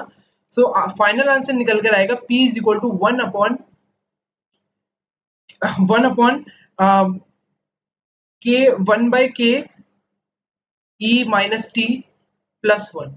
सो 1 बाई के को अगेन हम कोई कांस्टेंट ले सकते हैं, तो 1 बाई के जो था वही कांस्टेंट मिसिंग था आपका, तो e की पावर माइनस टी के साथ आप इनको कोई ना कोई कांस्टेंट देना चाहिए था, b के c या कुछ भी। अगर वो कांस्टेंट ऐड कर देते तो ऑप्शन 1 बिल्कुल सही था, कोई दिक्कत नहीं थी इसमें। लेकिन इन्होंने मेंशन नहीं किया इसलिए इन्होंने क्वेश्चन ही डिलीट कर दिया, लेकिन मैं आपको सोल्यूशन इसका करवा दिया। 50 देखते हैं। 50 इजी क्वेश्चन है, देखने में सिर्फ बेकार क्वेश्चन लग रहा है लेकिन है बहुत ही simple question. Consider the function, ये क्वेश्चन क्लियर नहीं तो मैं लिख देता हूँ, एफ एक्स है आपका इक्वल ए की पावर है greatest integer function of x plus x minus 1 upon greatest function of f plus x. ठीक है, सो इसमें दे रखा है ये denotes the greatest integer function, the value of limit x tends to 0 minus, यानी कि 0 की left hand side limit f x is. अब अगर आप ये देखो, अब x की जगह आपको ये जो फंक्शन होता है आपका, मान लेते हैं फंक्शन आपका ग्रेटेस्ट इंटीजर फंक्शन है। अब अगर इस फंक्शन में आप 0 माइनस एच पुट कर रहे हैं, आपको 0 माइनस दे रखा है ना इसमें, x टेंड्स टू 0 माइनस, तो इसका मीनिंग है कि 0 माइनस एच, तो y की वैल्यू -1 आएगी। ठीक है, तो y की वैल्यू आपकी -1 आएगी। तो अब हम लिमिट पुट करेंगे, तो limit x tends to 0 minus, या फिर हम कह सकते हैं 0 माइनस एच कर लेते हैं। सो इसमें पुट करेंगे, सो ये बनेगा 0 minus H plus 0 minus H -1 upon 0 minus H plus 0 minus H, या फिर x टेंड्स टू 0 माइनस कर लो, या फिर इसको h टेंड्स टू 0 भी कर सकते हो। ठीक है, सो अब इसमें पुट करेंगे हम, सो 0 माइनस एच में आपको बता दिए ये क्या बन जाएगा, -1 बन जाएगा, -1 माइनस एच बन जाएगा ये, और ये आपका बनेगा -1, और नीचे आपका यहाँ पे लिमिट h टेंड्स टू 0 चल रही है अभी भी, और नीचे आपका बन जाएगा ये भी आपका -1 माइनस एच बन जाएगा।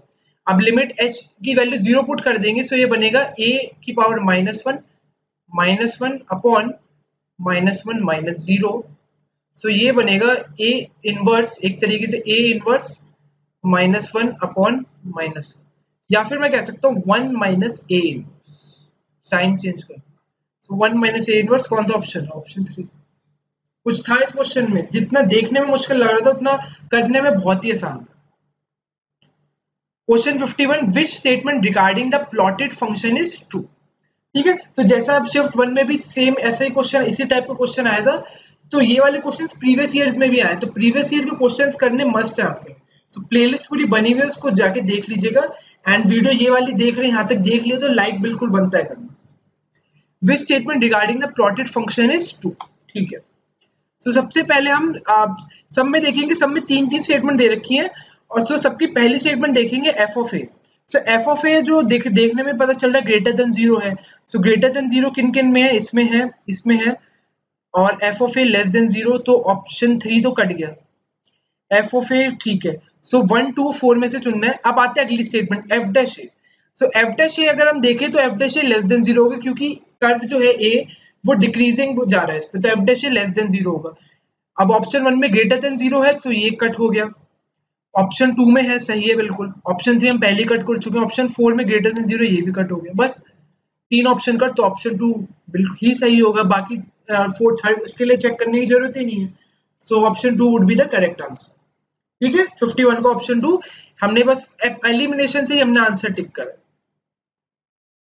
52, easy question, value of parameter alpha for which the function fx equal to 1 plus alpha x is inverse of itself, यानी कि ये और फंक्शन और इसका इनवर्स सेम है।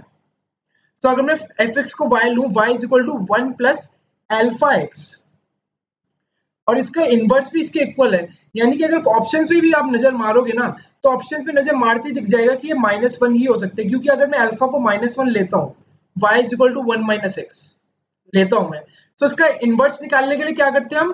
फंक्शन को y की टर्म्स में लिखते हैं, जो x is equal to 1 minus 5।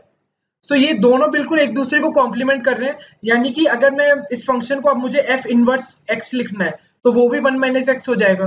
सो साफ दिख रहा है कि आंसर आपका -1 ही होगा, अल्फा की वैल्यू -1 होगी। लेकिन जो बच्चे सोच रहे कि नहीं हमें प्रॉपर तरीका चाहिए, तो प्रॉपर तरीका भी बता देता हूं उनको। प्रॉपर तरीका के लिए y is equal to 1 plus alpha x होता है आपका। अब इसको अब पूरे फंक्शन को y की टर्म्स में लिखते हैं, सो x की वैल्यू क्या हो जाएगी आपकी? y minus 1 upon alpha. ठीक है, और ये तो आपका fx है। जब आप f इनवर्स x लिखेंगे, सो वो क्या बन जाएगा? x minus 1 by alpha. अब x माइनस 1 बाय अल्फा, जो इनवर्स है वो इस क्वेश्चन में दे रखा है fx is inverse of itself, यानी कि ये fx से इक्वल होगा, और fx हमारा 1 प्लस अल्फा x है। सो x माइनस 1 बाय x आपका 1 प्लस अल्फा x के इक्वल होगा, यानी कि मैं कह सकता हूँ कि x माइनस 1 जो है वो alpha plus alpha square x के इक्वल होगा। अब इस स्टेप के आने के बाद भी आप सोचोगे यार वेरिएबल्स दो हैं, इक्वेशन एक ही है, अल्फा है या x है, सो अभी भी आपको ऑप्शंस पे ही हेल्प लेनी पड़ेगी। अब आप देखोगे कि LHS x माइनस 1 है, तो अल्फा की मैं क्या वैल्यू लूं कि x माइनस 1 बन जाए? -1 ही बनता है। अगर हम ऑप्शंस पे जाओगे -2 4 2 लोगे, तो x माइनस 1 नहीं बन सकता। सो x की वैल्यू यहाँ पर भी, आप अल्फा की वैल्यू यहाँ से भी आप ऑप्शन पे जाना पड़ेगा और -1 लोगे, या फिर आपको स्ट्राइक कर जाए तो बहुत अच्छी बात है। सो अल्फा की वैल्यू हो जाएगी आपकी -1। ठीक है, this was the question. Next पे चलते हैं। 53, the value of the derivative of the function fx is equal to modulus x minus 1 plus modulus x minus 3 at x is equal to 2 is. तो जब भी मैंने आपको बताया मॉडुलस के फंक्शन होते हैं, तो मॉडुलस के फंक्शन दो वैल्यू ले लेते हैं। शिफ्ट 1 में भी मॉडुलस के बेस के ऊपर क्वेश्चन था, शिफ्ट 2 में भी दिख रहा है हमें। So modulus x is equal to 2 की बात हो रही है। सो मॉडुलस x माइनस 1 जो होता है वो x माइनस, एक मिनट, जो मॉडुलस x माइनस 1 होता है वो x माइनस 1 के इक्वल होता है अगर x greater than equal to 1 हो। वो माइनस x माइनस 1 के इक्वल होता है अगर x आपका लेस देन 1 हो। सो इस वाले केस में आपका x इक्वल टू 2 है ना, x इक्वल टू 2 है। सो इस वाले फंक्शन, इस वाले केस में हम क्या करेंगे? इस वाले पर्टिकुलर केस में x इक्वल टू 2 के लिए फंक्शन की वैल्यू x माइनस 1 होगी, और मॉडुलस x माइनस 3 में हमें पता है फंक्शन की वैल्यू -x -3 होगी, कब? जब x आपका लेस देन 3 हो। ठीक है, x लेस देन 3 है। सो इस वाले फंक्शन में अगर मैं fx को ओपन कर दूं तो मॉडुलस x माइनस वन किसके इक्वल होगा? मॉडुलस x माइनस वन मेरा इक्वल होगा -x माइनस वन के, है ना? -x माइनस वन के इक्वल, सॉरी गलत बोल दिया मैंने, x माइनस वन के इक्वल होगा। अभी तो मैंने आपको बताया क्योंकि 2 की बात हो रही है। एंड जो आपका x माइनस थ्री है वो किसके इक्वल होगा? -x minus three. ठीक है, इसको ओपन करेंगे, बनेगा x minus one -x plus three. So fx की वैल्यू आ गई 2। सो fx फंक्शन जी आपका एक कांस्टेंट फंक्शन बन गया और उसका डेरिवेटिव क्या होगा? f डैश x क्या बन जाएगा? 0। ठीक है, fx 2 आ गया, f डैश x 0 आ जाएगा। ठीक है, आपको बस मेन चैलेंज जो था वो ये था कि फंक्शन को डेरिवेट करके लिखना है आपको। fx को आपने लिखा तो 2 आ गया, x is equal to 2। So next पे चलते हैं। If y is equal to 4x minus 5 is a tangent to the curve y square is equal to px cube plus 3 at 2, 3 then। ठीक है, तो सबसे पहले यानी कि टेंजेंट टू द कर्व, यानी कि ये जो आपकी स्ट्रेट लाइन है, ये स्ट्रेट लाइन टेंजेंट है इस कर्व के, तो यानी कि दोनों की स्लोप इक्वल होगी। अगर मैं ये वाला कर्व लूं, ये वाली स्ट्रेट लाइन लूं, तो उसकी स्लोप क्या है? dy by dx is equal to 4। ठीक है, और ये वाला जो कर्व है, अब इस कर्व को डेरिवेट, इसकी स्लोप निकालनी पड़ेगी। स्लोप निकालने के लिए इसको डेरिवेट करेंगे, तो ये आएगा 2y dy by dx, इसको मैं डेरिवेट कर रहा हूँ, is equal to p x cube का क्या होगा? 3px स्क्वायर, और q का डेरिवेटिव तो 0 हो जाएगा। अब इसको सॉल्व करना है हमें।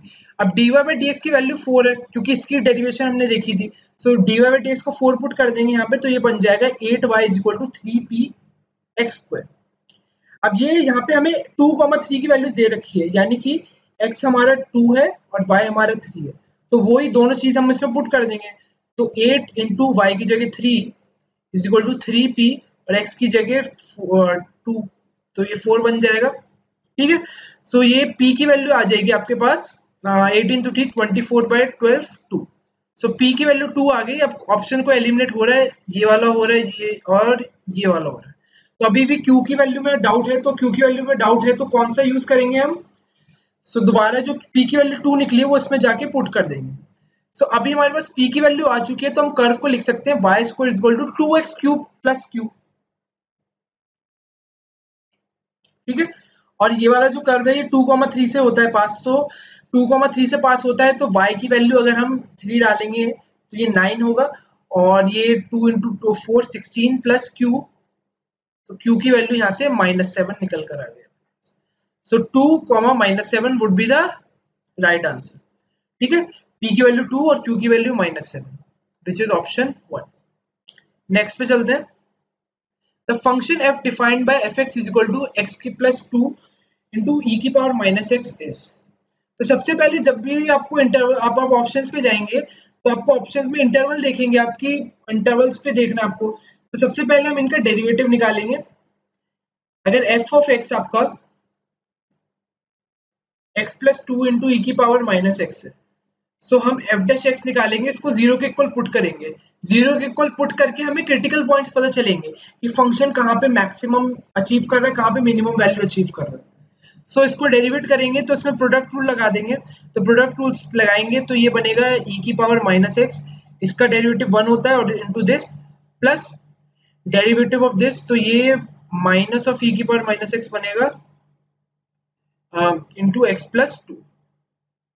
सो इसमें से हम देखा जाए तो e की पावर -x कॉमन ले सकते हैं, सो ये बनेगा 1 -x -2, या फिर हम कह सकते हैं कि ये बनेगा माइनस e की पावर -x, और ये -x प्लस 1 था, सो ये x प्लस 1। ठीक है, तो ये आपका डेरिवेटिव बनेगा और ये 0 के इक्वल पुट होगा। अब e की पावर -x जो है, तो वो तो हमेशा आपका क्या होता है, e की पावर -x जो है आपका हमेशा पॉजिटिव वैल्यू होती है, क्योंकि e की पावर x का आपने ग्राफ देखा हो तो ग्राफ आपका ऐसा बनता है, ये पॉइंट आपका 0,1 होता है।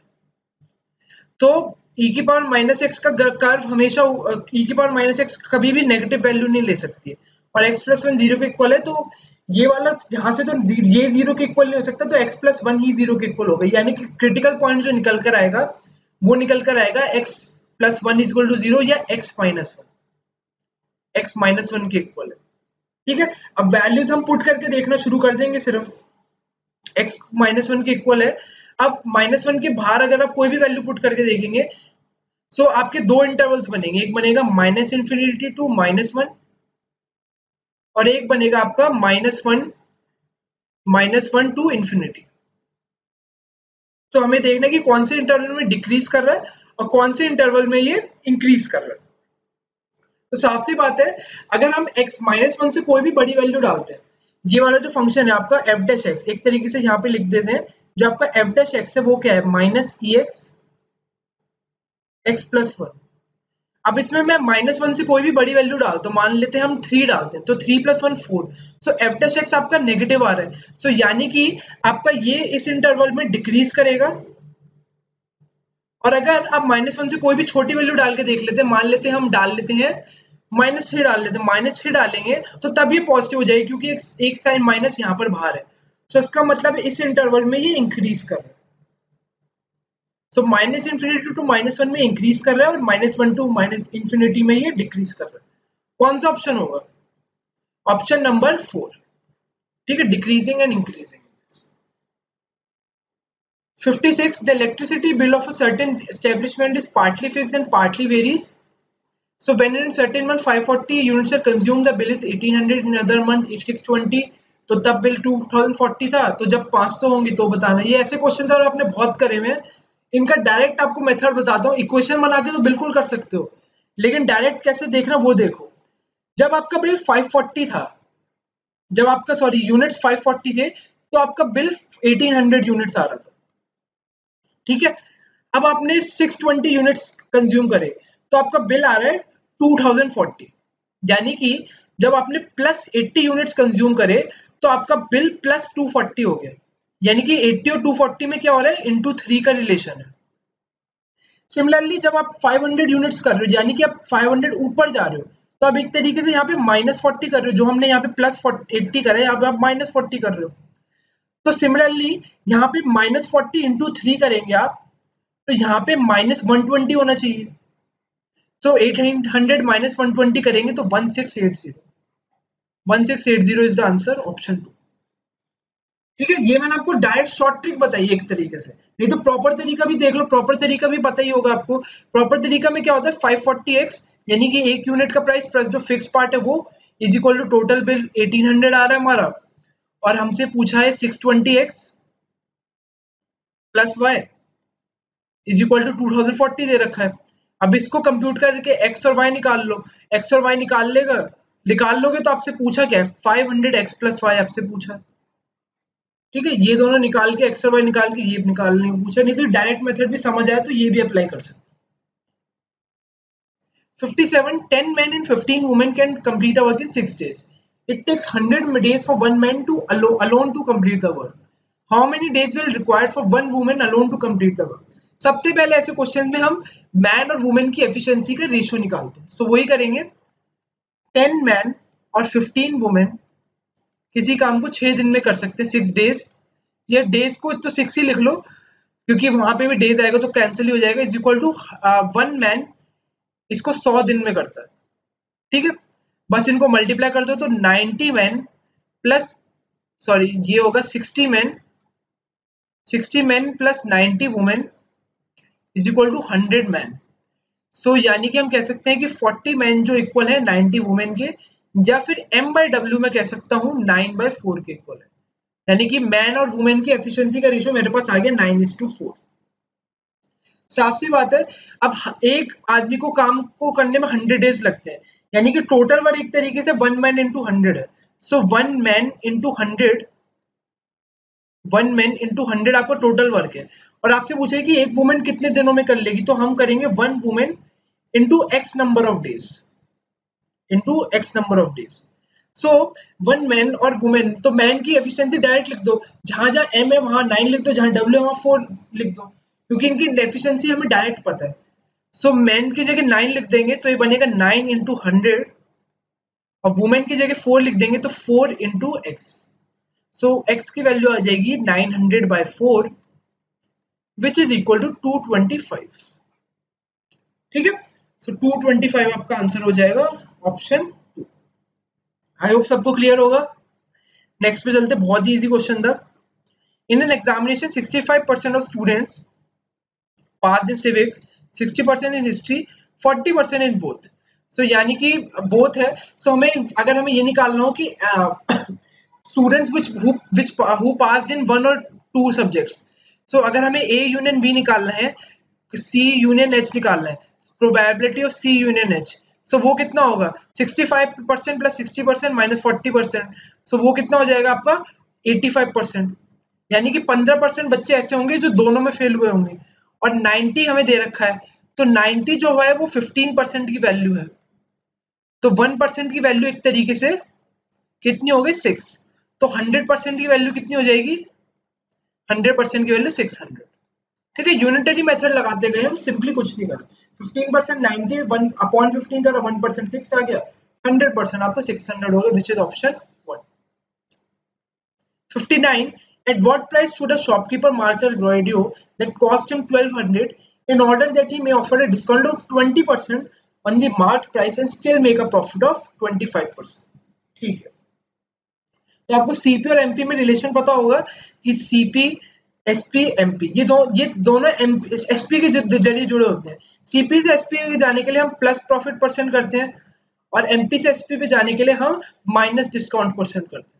सो हम वही चीज करेंगे, हम सीपी में प्लस प्रॉफिट करेंगे, तो सीपी हमारा 1200 है, सो 1200 में अगर हम प्रॉफिट परसेंट कितना दे रखा है 25%, यानी कि 1200 का अगर हम एक तरीके से एकदम से एसपी निकालना है, सो वो 125% होगा। 1200 इंटू 125/100 से हमारे पास ये क्या है, सीधा एसपी आ गया, is equal to MP into discount percent, मतलब एमपी में से कितना डिस्काउंट दे रहे हैं हम 80%, सो 1 माइनस डिस्काउंट परसेंट, या फिर उसकी फिगर की वैल्यू 80% रह जाएगी। अगर किसी चीज पर 20% डिस्काउंट दे रहे हैं तो एसपी तो 80% हो जाएगा ना एमपी का। अगर एमपी पे 20% डिस्काउंट दे रहे हैं, यानी कि जो एसपी है वो 80% है मार्क प्राइस का, तो वही करा है मैंने।